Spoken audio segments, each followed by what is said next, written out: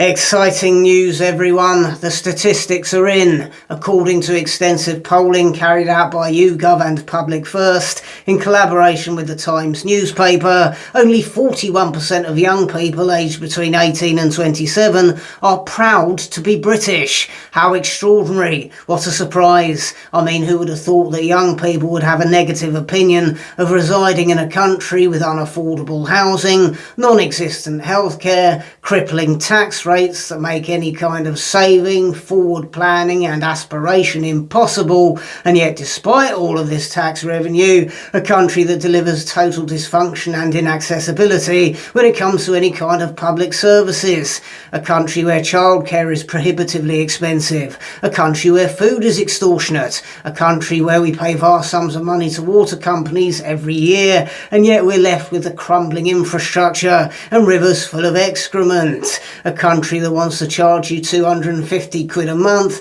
just to empty your bins on an intermittent basis if the mood takes them, a political establishment that seems to look after everybody but its own people, countless billions of pounds of taxpayers' money spent on legal representation, translators, housing, food and clothes for illegal boat migrants and the extended families that follow in their wake, a public sector full of grossly overpaid, unsackable grifters with non-jobs and gold-plated pensions, shirking from home and yet still somehow managing to play the victim, a country that is the sick man of Europe, with record numbers of people taking long-term sick leave from work every year, often with mental health related issues, embracing a plethora of newly minted mental health conditions to legitimise their feckless fart-arsing about doing nothing.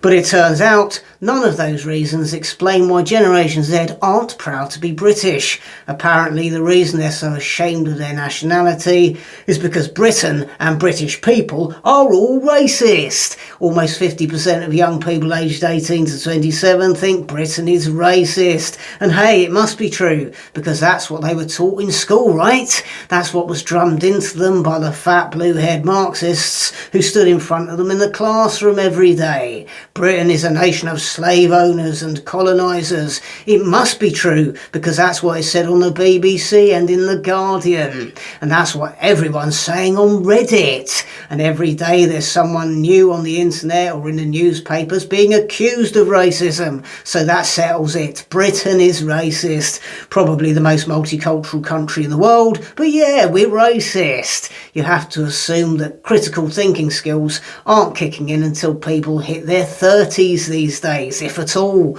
because this generation of 18 to 27-year-olds seem to have an incredible talent for being captured by groupthink narratives, or more realistically, all the clever ones capable of independent thought have long since left Britain, for somewhere they're less likely to be taxed into poverty and demonised for having unconventional opinions, just somewhere a bit less oppressive, like, you know, North Korea. Spring tour now on sale: Newcastle, Stafford, Chelmsford, Swindon, Southampton, Northampton, Hastings and London. Ticket link in the description.